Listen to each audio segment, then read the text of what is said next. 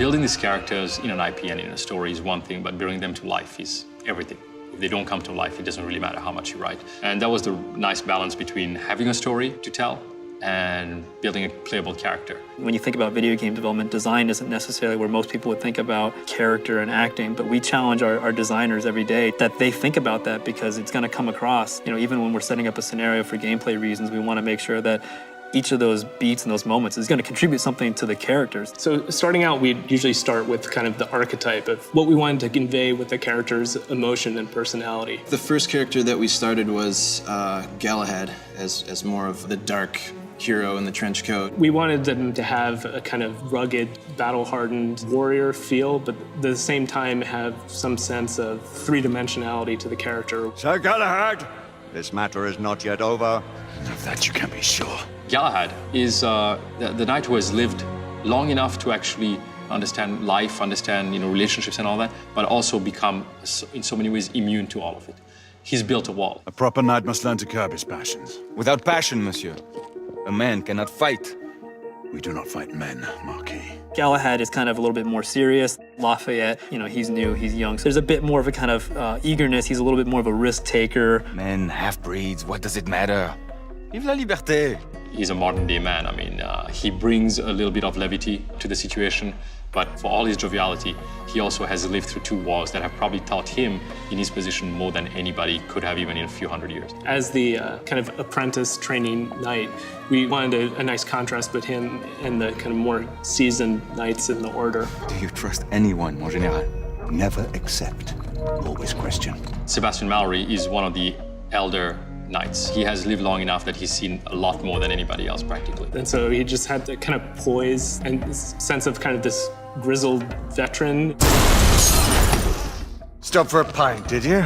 We kind of kept him a little, not plain, but he's a little bit more simple in design. I always looked at him as kind of the old school guy who didn't need all that frilly stuff. We need eyes on the ground amongst the guests. And imagine me with nothing to wear. The moniker Lady Green was given to Isabeau d'Argyle, and she, in our world, is the youngest knight to ever join the order at her age. Her and Galahad have history together, and so we kind of can feel some of that distance that they've had, but at the same time, things are clicking again. You're starting to see them kind of like old times. I'd prefer to have someone more experienced looking out for me.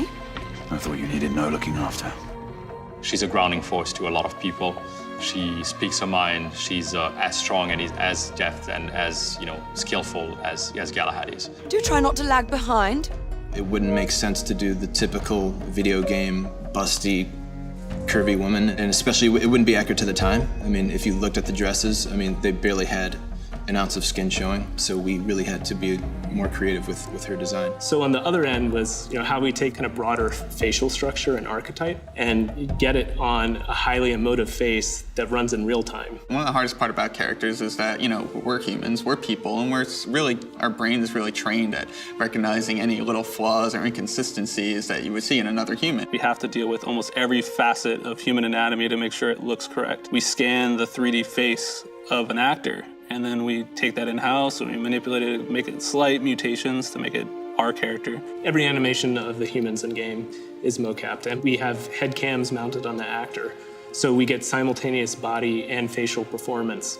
Most fetching, was she not? I hadn't noticed. That is because you are not a Frenchman. You are the most American Frenchman I have ever known.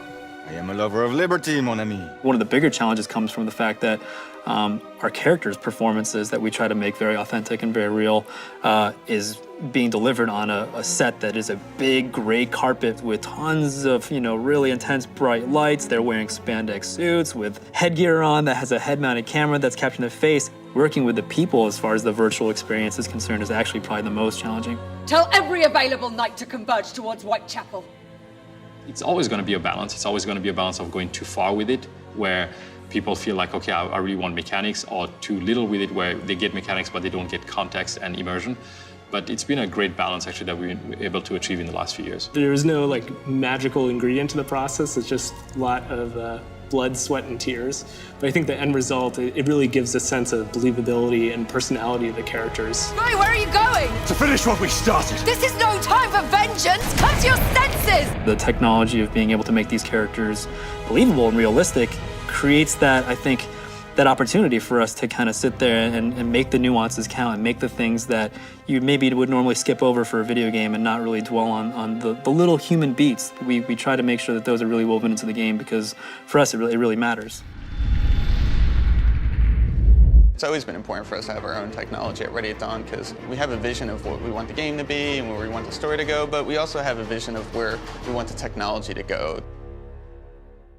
PlayStation